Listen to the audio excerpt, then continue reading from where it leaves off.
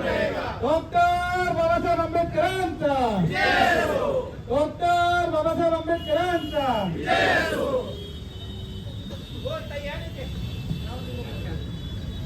निषेध असो, मनुवादाचा निषेध असो, मनुवादाचा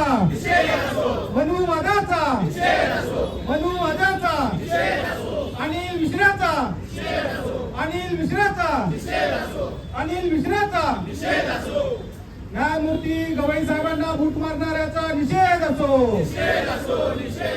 न्यायमूर्ती गवई साहेबांना बूट मारणाऱ्याचा निषेध असो, न्यायमूर्ती गवई साहेबांना बूट मारणाऱ्याचा निषेध असो. भारतीय संविधानाचा,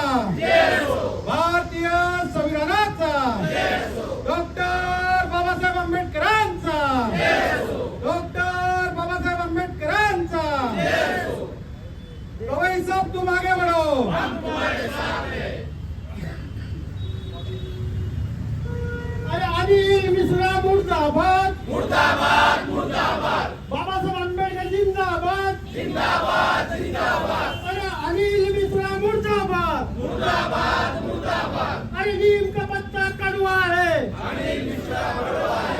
नीम का पत्ता कड़वा है, जातीवाद मुर्दाबाद.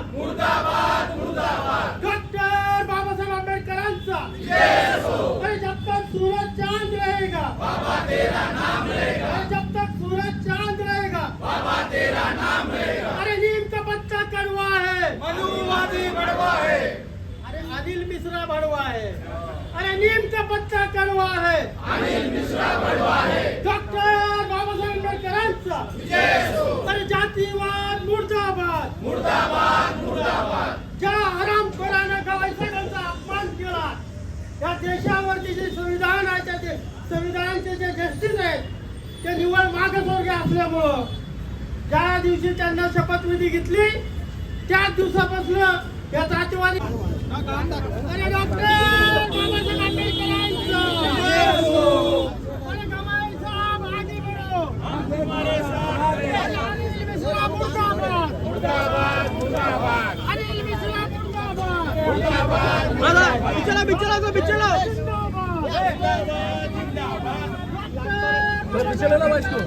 अरे आप प्रेम से मत आओ यार. अरे मनुवादी मुर्दाबाद, मनुवादी मुर्दाबाद, अरे मनुवादी मुर्दाबाद, अरे मनुवादी मुर्दाबाद, अरे मनुवादी मुर्दाबाद, अरे मनुवादी मुर्दाबाद. आज यहाँ पर जो है आपने जो है गवई साहब पे जो अत्याचार हुआ था उसको निषेध किया है, क्या आपने यहाँ पर पुलिस में मांग किया और क्या पत्र किया? आप देख सकते हैं, जब से बीजेपी की गवर्नमेंट आई है देश में पहली बार गवई साहब जो है, मतलब मागासवर्गीय समाज से जो बिलोंग्स करते हैं गवई साहब, वो देश के जो सुप्रीम कोर्ट है उसके चीफ जस्टिस बने हुए. तो जो गवई साहब चीफ जस्टिस बनने के बाद कुछ जो मनुवादी लोग हैं, जो आरएसएस विचारधारा को लेके चलने वाले लोग हैं, उनके पेट में दर्द होने लग गया और उनको वो बात सहन नहीं हुई. हमारे गवई साहब पढ़ लिख कर इतने बड़े मुकाम पे गए कि उनको वो बात सहन नहीं हो गई. तो वो जो मनुवादी विचार के जो वकील है किशोर करके, उन्होंने गवई साहब पे सुप्रीम कोर्ट में कोर्ट चालू रहते हुए जूता फेंक के मारा है. तो ये बहुत बड़ी निंदनीय बात है. ये गवई साहब, वो जूता गवई साहब को नहीं था, वो कुर्सी के लिए वो जूता था. और वो लोकशाही पे हल्ला हुआ, जो हल्ला था ये लोकशाही पे उन्होंने हल्ला किया हुआ, ये संविधान पे हल्ला किया हुआ है. तो हमारे जो जितने भी बाबा साहब अम्बेडकर जी को चाहने वाले अनुयायी जो है, बाबा साहब के अम्बेडकर जी के विचारों पे चलने वाले जितने भी लोग हैं, वो मुमरा शहर के लोग आज इकट्ठा हुए. उनके माध्यम से एक छोटा सा मोर्चा किया गया और मुमरा पुलिस स्टेशन को निवेदन दिया गया कि किशोर जो है जिसने जूता फेंका, राकेश किशोर करके उसका नाम है, उसके ऊपर देशद्रोह का गुना दाखिल किया जाए. और वैसे ही ग्वालियर में हाईकोर्ट में एक जो अनिल मिश्रा करके वकील है, उसने बाबा साहब अम्बेडकर जी के बारे में बुरे वर्ड यूज़ किए हैं.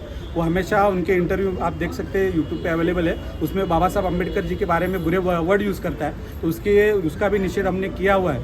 आप देख सकते हैं कि कुछ ही दिन पहले चंडीगढ़ में IAS ऑफिसर जो IG लेवल के ऑफिसर है, उन्होंने भी आत्महत्या की. क्यों? क्योंकि वो दलित समाज से बिलोंग करते थे, मागासवर्गीय समाज से बिलोंग करते थे. उनके जो सीनियर ऑफिसर है उनको इतना प्रेशराइज किया गया कि उन्होंने अपनी जान दे दी. तो ये बीजेपी की सरकार आने की वजह से आरएसएस के जो मनुवादी विचार के जो लोग हैं वो उनको ये सहन नहीं हो रहा है और वो ऐसे हल्ले कर रहे हैं। तो हमको बाबा साहब अम्बेडकर ने शिका संगठित व संघर्ष करा, ये मूल मंत्र जो दिया है, हम लोग पढ़ लिख के संगठित भी हो गए, पढ़ लिख के भी हो गए, पर हम संघर्ष करना जानते हैं, हम संघर्ष के आदी है, इसके लिए हम संविधानवादी है। तो हम इस पोपली ऐसी चीज़ों से डरेंगे नहीं और इसका मुंह तोड़ जवाब देने के लिए हर एक भीम सैनिक तैयार है। आपने 2 गधों पर मोर्चा निकाला, जो तस्वीरें लगाकर क्या मतलब? तो अनिल मिश्रा जो वकील है जिसने बाबा साहब के अम्बेडकर जी के बारे में बुरा वर्ड का उसका पोस्टर लगा के गधे के गले में डाला गया।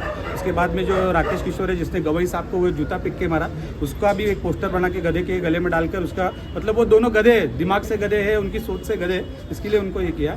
और जो गवई साहब है जो चीफ जस्टिस ऑफ इंडिया के हैं, सुप्रीम कोर्ट के चीफ जस्टिस, उनके फोटो को दूध से अभिषेक भी किया।